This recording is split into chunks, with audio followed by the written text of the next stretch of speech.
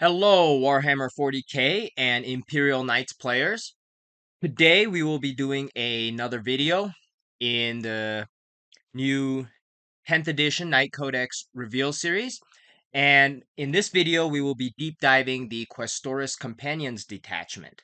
This is the Titanic Knights detachment, and this is the go-to melee detachment if you so choose to focus on a melee heavy list.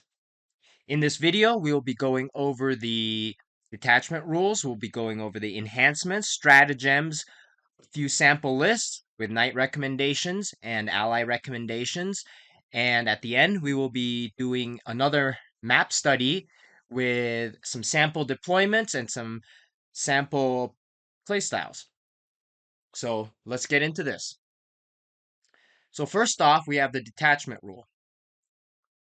I will not be reading any of the flavor text to save time because we have a lot to go over. So, at the start of your turn, if your current oath is fulfilled, determine an additional oath as described on page 74 with the exception that you cannot select a deed or quality you have already selected. If you are randomly selecting the deed and or quality and roll any result that you have already selected, select a deed or quality you have not already selected instead.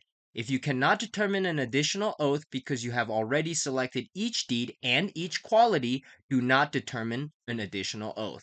The qualities from oaths you have fulfilled continue to apply to all models in your army with the code chivalric ability. When the deed for an additional oath is completed, you instead gain 1 CP regardless of how you selected the deed or quality. Now, we're going to go through the army rules again. On the left side, you can see the deed. On the right side, you can see the quality. The deed and the quality are not linked together, meaning you can roll for a deed and roll for a quality, or you can roll for a deed and select a quality, or you can select a deed and roll for a quality. Now, the army rule states that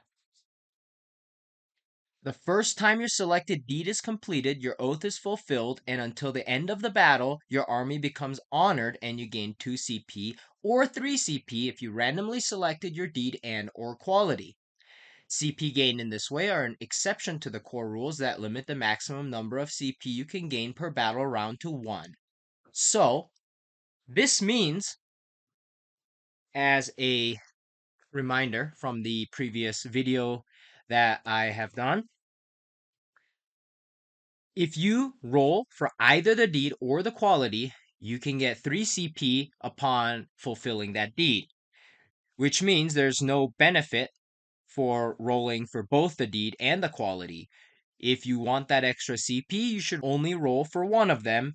And in Questoris Companions, you can fulfill multiple oaths, so you can have all 3 qualities if you complete all 3 deeds. Now, realistically, I think you will only fulfill 2 of the deeds, but if you are trying to go for all 3 deeds, I would say the bottom one, we pledge to reap a great tally, is the easiest early on in the game.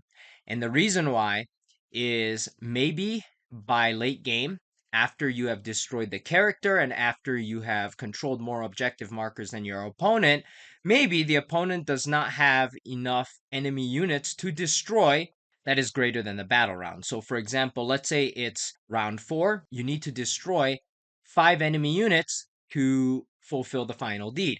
There may not be 5 enemy units left by round 4. So I would say, realistically, go for 2 deeds. The first 2, destroying a character model in your opponent's army and controlling more objective markers than your opponent. Which 2 qualities would I choose or hope that I roll for? The first one, each time this model is selected to shoot or fight, you can reroll 1 hit roll and you can reroll 1 wound roll. That's very powerful and it gives you a lot of damage output, especially with knights that have sustained. Because rerolling on a sustain means that if you reroll a fail, you have a chance of getting that critical hit that gives you extra hits. Rerolling the wound is also nice. Now, adding 2 to the model's move characteristic and adding 1 to advance and charge rolls made for this model is actually very strong. Movement wins games. Either of them are good in the early stages of the game.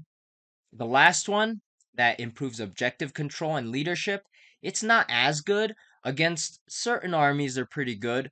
So, what I would do is, if I feel confident, I might roll for the deed the first time around to get that extra CP and choose a quality, or I will just select both. Now, the way that Questoris companions work is that subsequent oaths, so after you fulfill your first one, your second one and onwards, you only gain 1 CP regardless of how you selected the deed or quality. So after the first oath, it's not really worth rolling randomly for any of them unless you want to have fun. After the first one, you should select it, and you should select it based on the battle layout at that time. So through this detachment rule, you can actually get a lot of CP, and that will help you spam stratagems and generally just help you out in game. So Valor's Reward is the second part of the detachment rules. The enhancements shown on the right can become expended. You cannot use such enhancements while they are expended. Each time you fulfill your oath, each expended enhancement is no longer expended. So, like I said earlier, realistically, you are going to fulfill 2 oaths maximum in most games. So these enhancements, which I will go through next, can be used around twice every game. So the first enhancement is Herald of Triumph. Imperial Knights model only. When the bearer ends a charge move, it can use this enhancement. If it does, this enhancement is expended. Then each enemy unit within engagement range of the bearer must take a battle shock test, subtracting 1 from the result. I would say against certain armies, like Necrons, it might be helpful to battle shock, because if they are battle shocked, then they can't use their regenerating stratagem. But generally, battle shock is good for flipping objectives. So if you have certain secondaries that require you to control an objective and you don't quite get to kill an opponent, then you can use this enhancement and make them take a battle shock test, subtracting 1 from the result. Now, against certain armies, it's still a toss up. It's still a dice roll because, for example, a guard unit with a commissar that has a 6-up leadership, if the commissar uses his order to add a leadership to the unit, now the leadership is at 5-up. So this enhancement would make it back to a 6-up, and that's still a 50-50 chance that they're going to pass that battle shock test. So is it a good enhancement? If it's dirt cheap and you have the points, it might be good situationally. I think it would be good on one of your melee knights, maybe a lancer. But otherwise, I don't think it's that good of an enhancement because there are other ways to make them take battle shock test. For example, just reducing the unit to half health. So the next one is Wormslayer Divination. Imperial Knights model only. In your shooting phase, when the bearer is selected to shoot, it can use this enhancement. If it does, this enhancement is expended. Then until the end of the phase, each time it makes an attack that targets a unit that can fly, you can reroll the hit roll. I think it's not a very good enhancement because there are a lot of restrictions. You have to target a unit that can fly, and then you can reroll the hit roll. However, on the Night Warden, it might be an okay enhancement because the Night Warden gets devastating wounds, which means a critical wound automatically passes their save and turns into mortal wounds against opponents that are not monsters or vehicles. So because of that data sheet ability, you can take the autocannons on the Warden. And what the autocannons have is anti-fly. So you can get anti-fly dev wounds against opponents that are not monsters or vehicles. And rerolling the hit roll means you can reroll every failed hit roll, and it increases your damage output. Now the Warden also has a Gatling cannon, which has high volume of shots, and hitting on a 3-up is it's quite reliable, but you can drop a lot of shots. A 3-up means that you're going to land 2/3 of your shots on average. And so off of 18 shots, you're dropping 6 shots and you're making 12 shots. But if you can reroll the hit roll, all 6 of those fails, you can reroll. And on average, you can get 4 more hits off of that. So it is definitely helpful on the Night Warden. But other than the Night Warden, I probably wouldn't recommend any of the other knights for Wormslayer Divination, due to the restriction that you have to make an attack that targets a unit that can fly. So if you're playing against opponents that are knights, or you're playing against Astra Militarum and they don't bring any fly units, you've just wasted points. But against things like Blood Angels, it's quite powerful. Even against Necrons that have a lot of flying vehicles, it's very powerful. So 10 to 15 points, then I might consider taking it.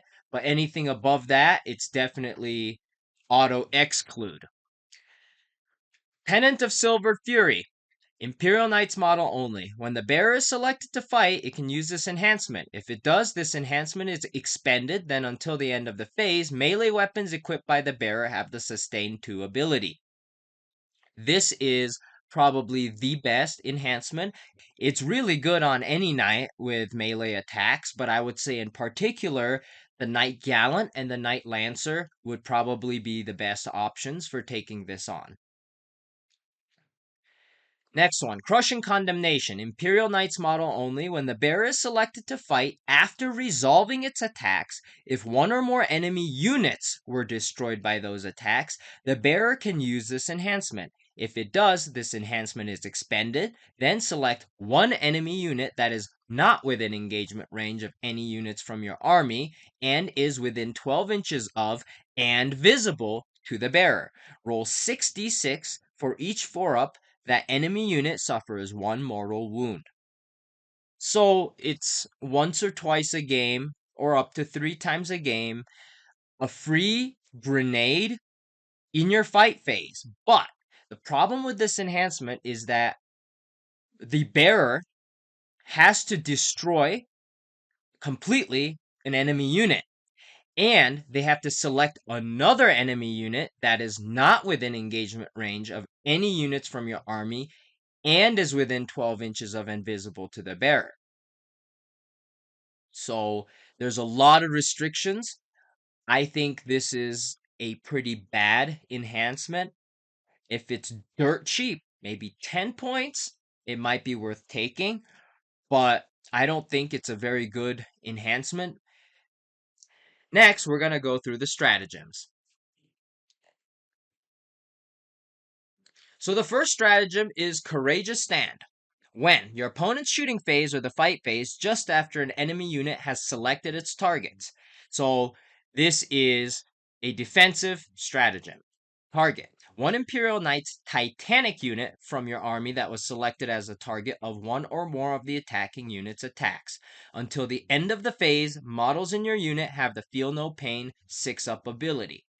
I think that this is a great stratagem against certain enemy units, like for example, the Shadow Sword or an enemy Knight Valiant, because they have shots that are very high in damage, and if one goes through and you fail your invulnerable save, or if they land a dev wound, for example, and it just auto passes your invulnerable save, then you have a Feel No Pain 6-up. which means if you're taking 12 damage, on average, you're going to cut that down to 10 damage. But if the opponent spikes, for example, and you end up taking 24 damage, then you can use that feel no pain to save 4 of the wounds from going through. And by wounds, I mean individual damage units from going through. Now, another way to use this is to play around Courageous Stand. So you have a Knight Lancer, for example, you push it out, and in the shooting phase, the opponent, that's their go turn, they reveal a lot of shooting units. For example, their Tau or Guard, and suddenly 5 tanks are pointing at your Lancer. You can use this and get a feel no pain so that if the Lancer could have been one shot, let's say he would have taken 28 wounds, you divide that by 6. What's 28 divided by 6? Well, 30 divided by 6 is 5. So you might be able to block off 4 to 5 damage and keep that Lancer alive. But a Lancer has a good invulnerable save, so I don't think it's that good of a stratagem, but in certain cases, it is very essential in keeping your knight alive. But do remember, it's a feel no pain 6-up ability, so if you make bad dice rolls, it might not block any of the damage from going through. So use it if you need it, if you have extra CP, it's there. But if the enemy's split firing a lot, then it's probably not worth it to spend a CP on that. It's better to spend a CP on a more offensive stratagem. So the next one is Hero's Tread. When, end of your command phase, target one Imperial Knight's Titanic model from your army that is within range of an objective marker you control. Effect. Your level of control over that objective marker is 5 unless it would otherwise be higher, until your opponent's level of control over that objective marker is greater than yours at the end of a phase. So this is the copy of the Chaos Knight stratagem that does the same thing.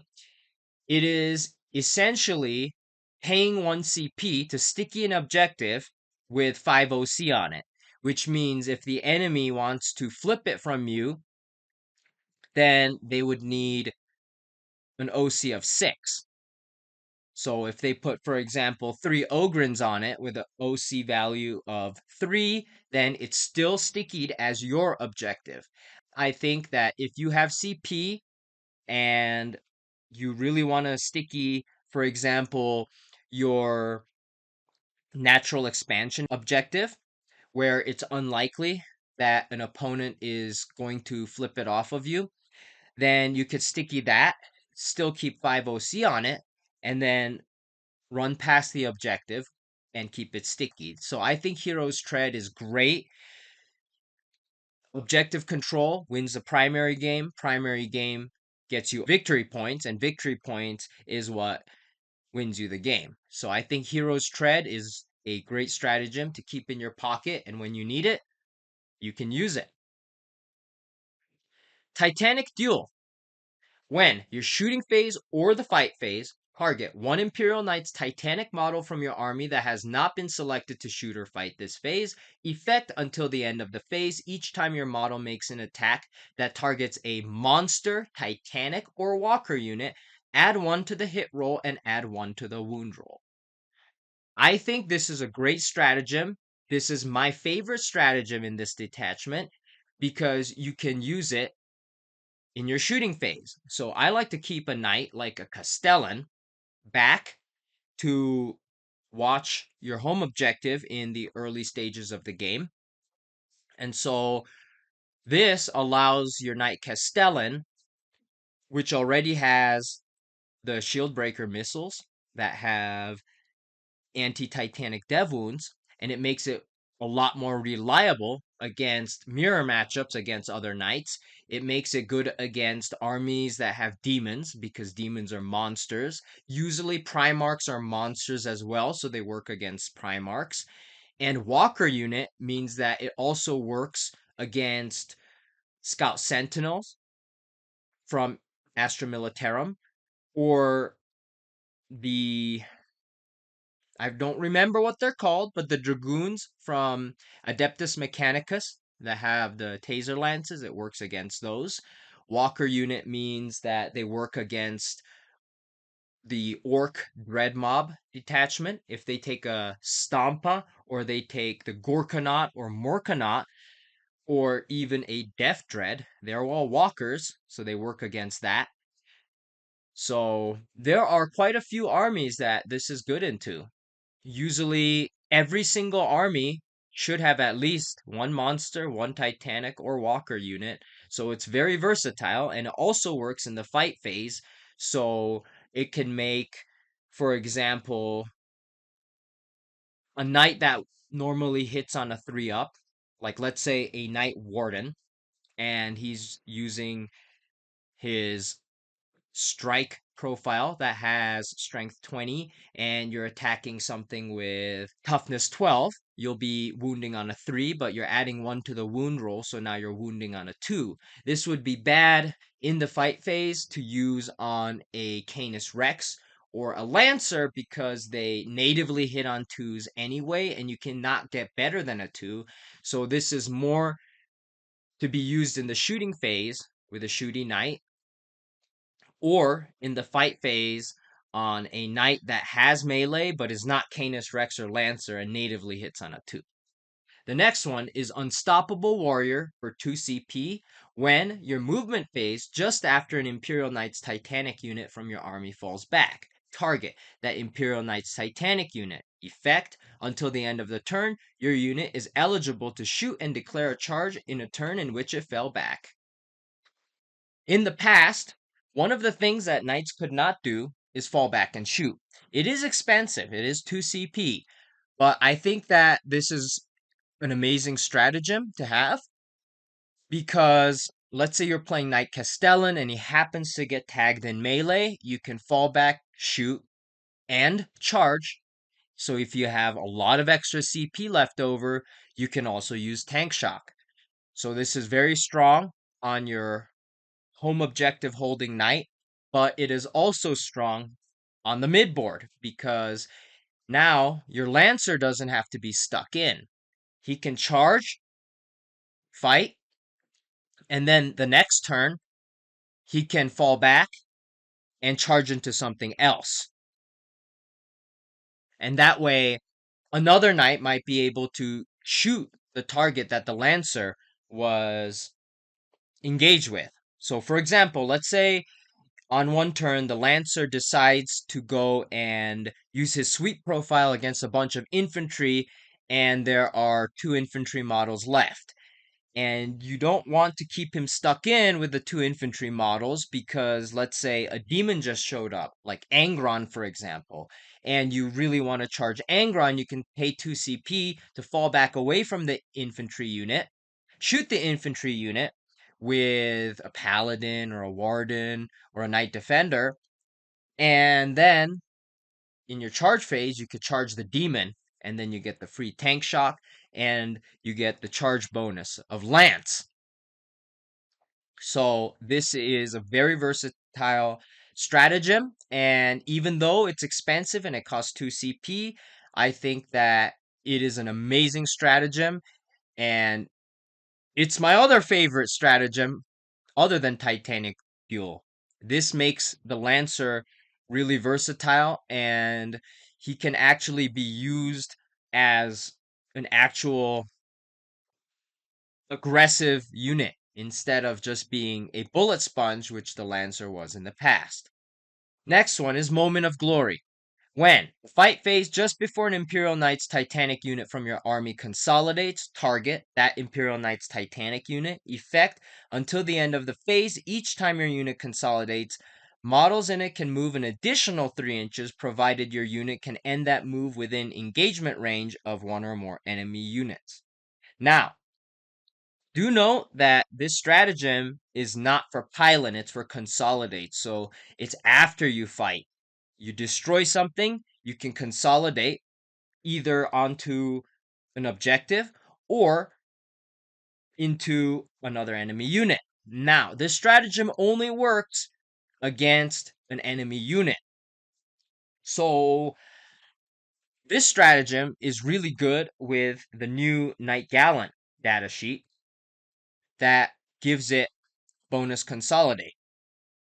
Normally you can consolidate 3 inches, but the Gallant lets you consolidate 6 inches, and Moment of Glory can make it consolidate 9 inches. If an enemy unit is on an objective, you can consolidate into that enemy unit on an objective and put your OC onto that objective and maybe flip it. So it can be used like that. Or if you're playing against Astra Militarum or Tau, the reason why I use those two armies as examples is because they're primarily gunline armies with not too many melee options. So you can consolidate into them so that you can tie them up and either make infantry unable to shoot other than with pistols, or give enemy tanks a -1 to hit if they're firing with big guns never tire.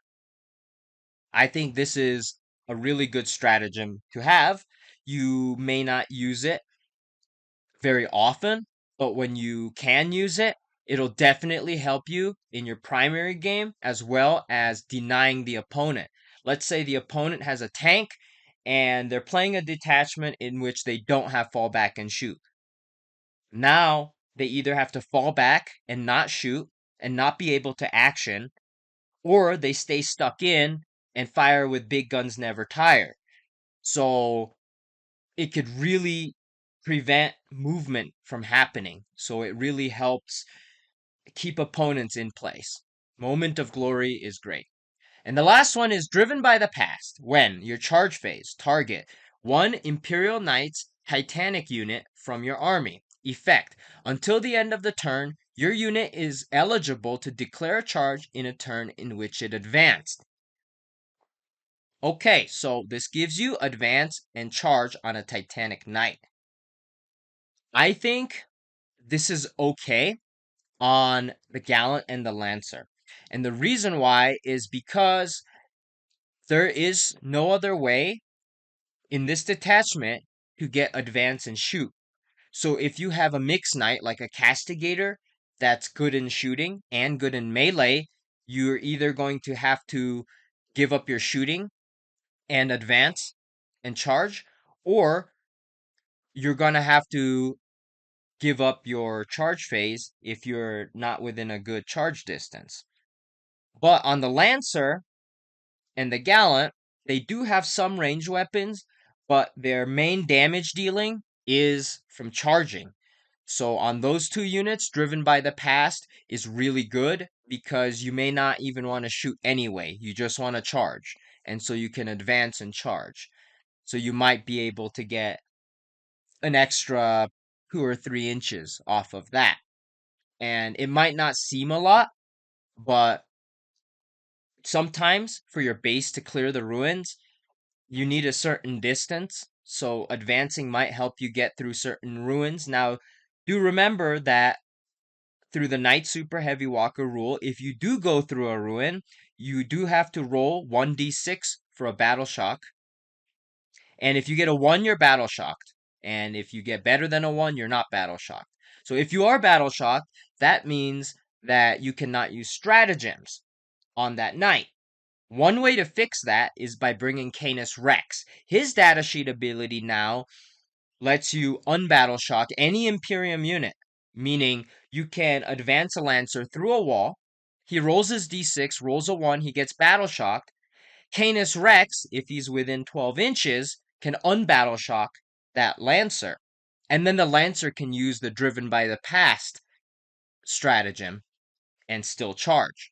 So I think that in this list, or in this detachment, in order to pull off some of the things you might want to pull off, having Canis Rex is really nice. So next, we're going to go through a sample list that I made with some commentary on other good knight recommendations.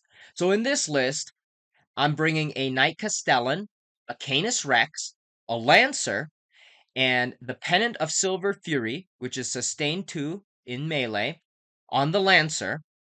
And on top of that, we are going to be bringing 3 Warglaves and 1 Moirax with a Graviton Pulsar and the Siege Claw. That way, it's like a fake Warglaive. The Moirax is a pretty good option because due to Armiger's losing battle line, you can only bring a maximum of 3 Warglaves, and in this list in particular, you have just enough points to bring a Moirax. Next up, we have the Calidus Assassin. The reason I like the Calidus Assassin is that it has uppy downy. So if it's not engaged at the end of the opponent's turn, you can pick it up off the board and then bring it back down on the board. It makes it easier to score some of the location-based secondaries like behind enemy lines or establish locus in the opponent's deployment zone.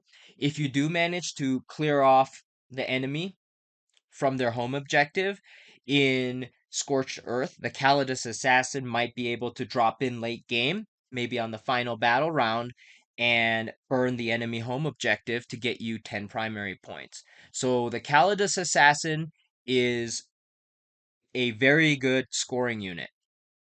And last up, we have Voidsmen. Voidsmen, they cost 70 points, and I'm bringing them just to fill up the 2,000 points. And you get 6 models. They're okay for screening out your home objective. This may not be the most effective list, but it does use a lot of the units that work well with the enhancements and the stratagems. And so this is just a sample list for you to start thinking about list building. So some of the knights that I think are very good in this detachment are the Gallant, the Lancer, Canis Rex, the Knight Castellan, and even the Knight Defender. So the Gallant and the Lancer are amazing with the Unstoppable Warrior stratagem, which is fall back, shoot, and charge, like I mentioned before. The Pennant of Silver Fury enhancement is good on either the Gallant or the Lancer. Moment of Glory, the plus 3 inches consolidate, is good with Gallant datasheet ability, but it also works on any of the other knights that have a strong melee attack. Driven by the Pass, Advance and Charge is also good, and I told you about the Canis Rex and Lancer combo that makes it so that you can walk through a wall, and even though you're battle shocked, you can unbattle shock and still use Driven by the Past. The Knight Castellan is amazing with Titanic Duel, and that kind of makes the Atropos obsolete. Currently, the Knight Atropos is 405 points. The Knight Castellan is 410 points. The Atropos already has a 2-up hit and wound against other knights. The Knight Atropos, due to its datasheet ability, already gets a 2-up hit and 2-up wound against certain targets, monsters and vehicles. So the Titanic Duel makes the Castellan, which was normally very swingy, into a very reliable unit for countering mirror matchups and other matchups that happen to have monsters, Titanic, or Walker units. So, one example of something you can do with the Knight Castellan is to keep it near your home objective. Something deep strikes, maybe it's a unit of Death Shroud Terminators. They deep strike within 6 inches, and they succeed in charging your Knight Castellan, and your Knight Castellan survives. If you have 3 CP, because maybe you already got honored and you got the bonus CP, you can use Unstoppable Warrior to fall back, shoot, and charge. So first you fall back, then you shoot at the Death Shroud Terminators, or something else, you can split fire, and then you can charge into the Death Shroud Terminators and tank shock them. The Knight Castellan is currently at toughness 12, and tank shock, how it works is you roll 12d6 because you have 12 toughness, and on a 5-up on any of the d6, you land 1 mortal wound. So on average, you're going to be landing 4 mortal wounds off that tank shock. So in order to clear out a Death Shroud Terminator, it's a good tactic you can use if you have enough CP. So the Knight Defender is also a good backline unit because you have the Strength 12 conversion weapon.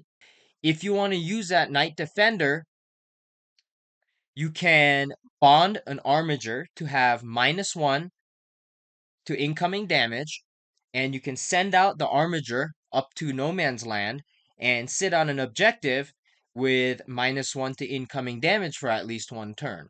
So the Knight Defender is a pretty good option you can use if you want your Armigers to be focused on sitting on objectives. Now, some people, they like to run more bigs, and you might be running an extra Lancer or a Gallant instead of a lot of Armigers. So in that case, the Knight Defender loses value. But if you're keeping a Knight back to hold home and protect it, the Knight Defender is also a good option that you can use instead of the Knight Castellan. The Wormslayer Divination enhancement is not that good, but against some armies, it is usable on the Autocannon Warden. Since you have the Hero's Tread stratagem that you can use for 1 CP to sticky an objective, you don't necessarily need Battle Sisters to give you sticky objectives. And usually, immolators are brought with Battle Sisters, so I would recommend choosing knights that don't require an immolator to strip cover. And what I mean by require is when I build lists, especially knight lists, I like to have strip cover on knights that max out at -2 AP. So for me, -2 AP and -3 AP, that's the cutoff point. Anything with -2 AP and lower, so Gatling guns and rapid fire battle cannons, I prefer to bring an immolator to strip cover so that the full -2 AP can go through to the enemy. Now, on things that have -3, -4, -5 AP, you don't necessarily need to strip cover because even with cover, most enemies have a 2 save difference between their regular save and their invul. So a 2-up regular save versus a 4-up invul save. So with -3 AP, if the enemy's in cover, you still have that 2 AP difference. Anything higher than that, it doesn't really matter against things with an invulnerable save. But against tanks, for example, that don't have an invulnerable save, a -5 AP will make an attack unsavable. The -4 AP will put them on a 6-up. If they're in cover, it'll put them on a 5-up, which is still reliable, and you don't necessarily need the immolator. Most of the armies you face are not going to be full tank list with 2-up regular saves and no invulnerable saves. Most armies do have invulnerable saves or ways to add invulnerable saves. So -3 AP, that's the cutoff. So in my list, Canis Rex has -3 AP on his big profile. The Knight Castellan has ridiculous amounts of AP on his weapons. And the Knight Lancer is melee. And so since he does not have a good ranged output, having something to strip cover is not that valuable. And so I put here the Castigator, Helverin, and the ranged Moirax. The double Graviton Moirax loses value here. Instead of going for more ranged knights that have lower AP, it might be better just to forego having strip cover and using all melee knights. So next up, I talked about the Calidus here. One thing that you can do with the Calidus is an early infiltrate. So if your opponent is running Valor Strike Lance, for example, and they have Rogue Trader and Tourage with the Breachers combo, which have 14 models that can infiltrate right into the midboard and just jail you on turn 1, it might be worth throwing away your Calidus early if you get to deploy first and putting your Calidus right in the middle of the map so that the opponent can't infiltrate there. the Calidus gives you a 9-inch bubble of no infiltrate, no scout, your Calidus will die, but against certain very high pressure armies with infiltrators or scouts, the Calidus might have a use of blocking infiltrate. Now you can't redeploy the Calidus, so if you get to move first, then you can hide your Calidus, but if you go second, most likely it's dead. The next thing we're going to talk about are bad knights, ones that are unusable or not efficient in this army. The Valiant and the Errant. They have short range, and this is a melee focused detachment, so you don't get any assault, no advance and shoot buffs here. So the Valiant probably won't ever be in range to use its Thundercoil Harpoon, which has been nerfed to a 12-inch range. Now, its data sheet ability is really good, but a 12-inch range and an 8-inch base move means that it's going to be mostly unplayable in this detachment. The Knight Errant, he does have 24 inches of range on his large thermal cannon, but in order to get the Melta 6, you have to be within 12 inches. And due to no assault, he is also way too short range, just like the Knight Valiant, to be efficient in this detachment. The Knight Acheron is just bad. The Lancer and the Castigator are just better in this detachment, with the Lancer being a lot better than the Castigator. So the Acheron is not efficient. And honestly, it's always been bad, and they've never fixed the Acheron by reducing its points value. It costs as much as a Lancer and a Castigator, and it has a lot less output. So the Acheron is just pretty bad in all the detachments.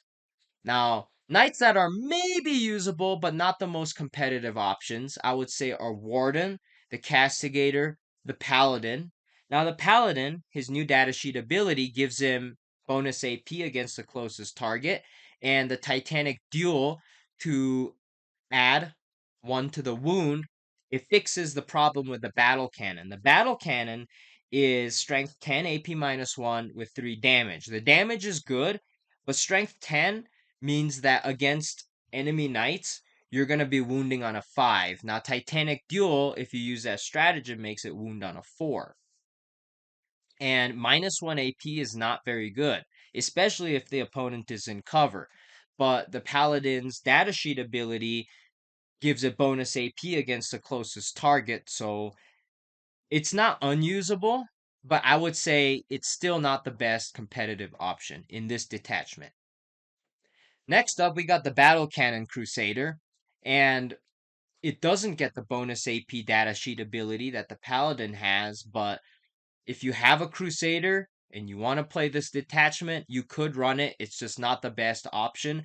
I would say you could run it as your backline knight instead of the Defender or the Castellan, but it's just not going to be as good. Next is the Knight Atropos. Like I mentioned earlier, the Knight Castellan is only 5 points more, and Titanic Duel is a better option at countering mirror matchups. And the Atropos's high profile has a range of 24 inches, whereas the Knight Castellan, he has full strength across the whole map. So his main gun and his shield breaker missile launchers have 72-inch range. So the Castellan is a much better and more versatile option for only 5 points more. Next, we have the Knight Preceptor. If you decide to choose your deed instead of rolling for it, then you can select a character, and the Preceptor's datasheet ability says at the start of the battle, select 1 unit from your opponent's army to be this model's quarry. Each time this model makes an attack that targets its quarry, you can reroll the wound roll. Each time this model's quarry is destroyed, you can select a new unit from your opponent's army to be its quarry. So you can use the Knight Preceptor if you choose an opponent character to destroy to fulfill your oath, and you choose the same target or the same unit as your quarry for the Knight Preceptor. let's say you put him in reserves, you rapid ingress him into position, and he could be a little bit more efficient at getting that unit destroyed and also that character destroyed. So the Knight Preceptor, it might be usable, but I think it's still not the most competitive option because the opponent can hide said quarry from your Knight Preceptor and they can just outplay you so that you don't get to fulfill your oaths. So I think that it's a cheap knight, and if you want to play multiple bigs, it might be okay. But Canis Rex is still the better option if you have the points because he's so much more versatile. He can unbattle shock one of your other knights. He has better damage output than the Preceptor in general because he has sustained hits on his weapons natively. And he also gets a free stratagem. Well, not a free stratagem, but a -1 to use a stratagem. So if you have the points, bring Canis, but if you don't have the points and you're trying to squeeze another knight in so you can play all bigs, the Preceptor might be okay. But I have never played the Preceptor. Very few people have used the Preceptor in any competitive list, so if you want to try it out, feel free to try it out. It might work, but I think that more often times, if you're playing against good opponents, they'll just outplay your Preceptor and he might not end up doing as much in the battle as another knight that costs a few more points might be able to do. So now we're going to be moving on to our map study. Here's our first map, which is Tipping Point, with the list that I just showed you. In this map, we're going to start 3 armigers, somewhat near the front of the deployment zone. And this way, with a basic move, the armiger can get onto this objective. If you want to hide him a little bit better, you can put him back and then advance him onto the objective. The first turn, especially if you go first, you're probably not going to be able to fire on anything anyway. So it's a good idea to be able to keep your armigers in position to stand on objectives. That way, if you score cleanse, for example, or if you pull cleanse as your secondary, you can be on 2 objectives and score a lot of VP on your first turn. So here, this armiger is able to make it onto that objective, and here, that armiger is able to make it onto the middle objective with a basic 12-inch move, which means he can still shoot. If it's a Warglaive, here I marked out 18 inches, he can fire well into the opponent's deployment zone. We keep one of the armigers in reserve. It can be any of your armigers. I would say either the Warglaive or the Moirax works. And we're going to start the Lancer in this sample deployment up here. And from here, if he moves a standard 14 inches, he can get onto the objective on the top side or the bottom side. Which means the next turn, if he's alive, that Lancer can use Hero's Tread and sticky this objective with 5 OC on it. Then he can move off into the middle, or he can see if he can move towards the top of the board here. And the armiger can also move out and shoot something and maybe charge something. Now, the Lancer's Bondsman ability allows an armiger to advance and charge. So, if you bond the armiger to be able to advance and charge, the Lancer itself can advance and charge using a stratagem. So, this might be a very strong melee combo to kind of double up knights on something. If an opponent comes this way, let's say, over the top, the Lancer can fall back through the wall and use the stratagem that allows you to fall back, shoot, and charge. And then you can shoot with the armiger against a unit that just came up to contest the objective. You can shoot with the Lancer, and then you can charge with the armiger, and you can also charge with the Lancer and use its datasheet free tank shock. So if you position like this, your natural expansion objective, this top objective here, is pretty much yours. We deploy Canis Rex right here, and the reason we put Canis Rex right here is so that it's well hidden behind the ruin, and the opponent on turn 1 doesn't get a lot of lines of sight on it. From here, Canis can move up top here, and there's space to put the Lancer and Canis Rex in this configuration, and he can fire 24 inches somewhat into the opponent's deployment zone. You can also move Canis onto the ruin here, and due to the towering rules, Canis can fire 24 inches with his large profile into the enemy deployment zone, and from back here, hit about as far as your Warglaive can hit. So if an enemy deploys wide open right here, then both the Canis and the Warglaive are able to hit it. Now down here, this Armiger is not able to get onto the opponent's natural expansion objective, but he can move into this ruin here, and then the Knight Castellan can move into the ruin behind him. The reason I put the Castellan here is because from this position, he has quite a few lines of sight. He can fire somewhat into the opponent's deployment zone right here. He can fire up top, and he can also fire on targets that are on the bottom. The Armiger is in front of him so that it acts as a screen so enemies don't charge forward and hit the Castellan and try to tie it up in melee. This Armiger down here could be an Armiger Moirax, because let's say the enemy has jump pack intercessors or a demon, and they happen to just fly over the Armiger and somehow get into base contact with the Knight Castellan. The Armiger Moirax has a 0 CP heroic intervention.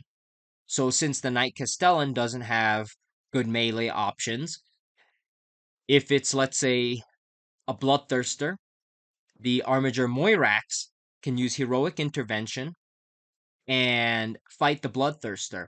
Next turn, if you have enough CP, the Knight Castellan can fall back and shoot and charge, and the Armiger Moirax is still tied into the Bloodthirster, keeping him locked in combat. So the Armiger Moirax does have a role here in helping screen the Knight Castellan if he wants to move forward like this and take up the firing lanes. So this is one example of a deployment on the tipping point map in GW Terrain Layout 4. Down here we have the Voidsmen. All they do is screen out that corner and have one guy sitting on home objective, so that in certain primary missions, you can guard the home objective and get extra VP, or you can prevent the opponent from burning the home objective since you're there. The next map we're going to go over is Search and Destroy map. You can see that it's a different deployment. This is on GW Terrain Layout 6, and the map is kind of crazy, so we'll go over it step by step. First of all, we have an Armiger in reserve.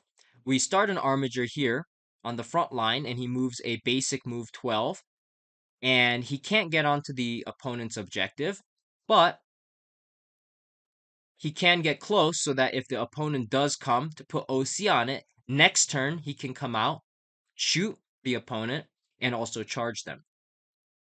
So this could be a Warglaive, this could be a Moirax, depending on what the opponent puts here and uses to take that natural expansion objective. You can select which Armiger you can put here. Up here, we have an Armiger back here with a basic move of 12 inches. He can get onto the top objective there and put some OC on it. With an 18-inch range from an Armiger Warglaive, he can hit the front of the enemy deployment zone. So if they're a melee pressure army and you happen to go first, you might be able to hit something. Against most armies, they're going to want to deploy behind the ruin or inside the ruin, a little bit hidden. So you might not get that opportunity, but the whole point is to just put OC on the objective and kind of force the opponent to come out of hiding and engage you. Here in the middle, this is where your Knight Castellan wants to be so that he can get lines of sight up here. He can get lines of sight through the middle into the enemy's deployment zone. And you also have a line of sight down here somewhat, a little bit above the top of the enemy's natural expansion objective. And in order for the Castellan to be here when he needs to be here, we can just deploy him somewhere up here, hidden from enemy fire.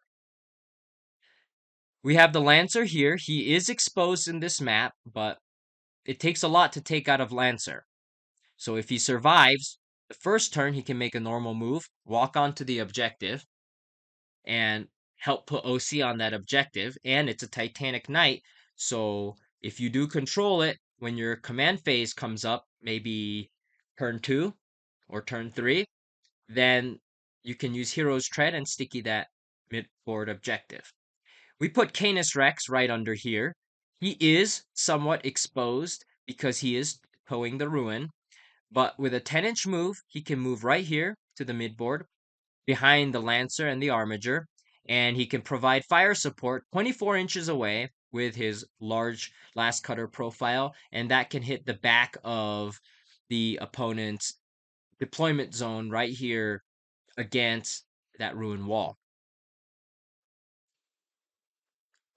Again, the Voidsmen are back here, and one of them is touching your home objective so that you always have a level of control over your own home objective in certain primary missions. So this is another sample deployment in Search and Destroy. Now, the last one we're going to go over is Crucible of Battle in GW Terrain Layout 1. The concept is exactly the same as the other two deployments. You put 3 Armigers on the front line. In this map, all 3 of the Armigers with a basic 12-inch move can make it onto the 3 No Man's Land objectives, and 1 Armiger is in reserve. Here, your Knight Castellan can be towing the ruin down here, which means he can fire over that ruin, and he does have line of sight on the top part of the map as well as entirely through the middle. And from here, if he positions a little bit differently, he can also have lines of sight to a lot of the bottom objective here.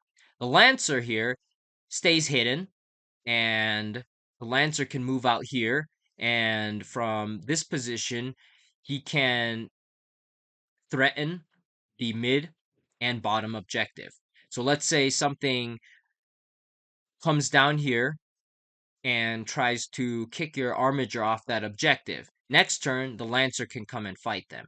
If something comes down to the mid-board to fight your Armiger, then the Lancer can go and fight them the turn after that. Canis Rex, he starts up here, and from here, if he moves 10 inches, normal move, he can barely tow that ruin. And if he tows that ruin, that means that due to towering rules, anything you have line of sight of over that ruin, you can fire on. And so Canis Rex from here, he can fire on the top area of the map here and threaten there. He can fire over the ruin onto something that's contesting the middle objective, and he can fire on anything in this area. Now, from here, Canis Rex neither has the range nor the line of sight to fire on anything towards the bottom of the objective, right here, or the bottom of the map. But that's why the Lancer's going here, and the Knight Castellan is positioned here so that he can move a few inches, maybe pivot, and he can get line of sight. He can also walk out onto this blue ruin here if it's safe to do so later in the game, and his base is big enough such that he might be able to fire on some of the middle objective and still fire on something to the top of the map. And since he's towing that blue ruin, now he has line of sight to this whole bottom area that's not protected by that ruin. So we have redundancy here. We have the Knight Castellan and the Lancer doubling up on midboard and bottom, and we have Canis Rex and the Lancer on the midboard, and just Canis Rex watching the top objective. Now, This might seem a little light on the top. What if they rush and try to take away that top objective? Well, you do have an Armiger there. Canis Rex has an immensely high damage melee attack, and you also have that Armiger in reserve so that if there is space, you can bring him out where he has line of sight on the top objective, and he can help put some firepower and maybe even make a 9-inch charge onto an enemy that is contesting the top objective very aggressively. So these are our sample deployments, and in this video, we went over all the attachment rules, enhancements, stratagems, a sample list, some recommendations on knights you can use, and using that sample list, we also did a map study. So I hope you guys enjoyed the video. I hope you guys learned something. If you liked anything about the video or have recommendations or advice on what to do for future videos, then please let me know in the comments. Thank you all again, and good luck in your next battles using the Questoris Companions Detachment. And always, praise the machine god. Have a great day. Is to break with facing praise to the god of all machines, to the god of all machines. His sacred designs are supreme.